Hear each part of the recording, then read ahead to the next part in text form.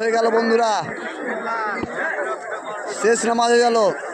আবার বছরে নামাজ পাবে কি আপনার ঠিক না নাই দেখিলেন, সব ভেঙে গেল। এটা আমাদের মেন গেট, সব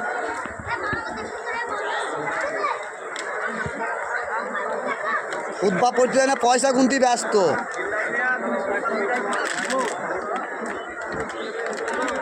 আর কতক্ষণে যেই খালি শির খামায় খাবো এই নিয়ে ব্যস্ত মানুষ, নামাজ পড়ে না। আর নামাজে মসজিদের লোক হবে না, শেষ লোক।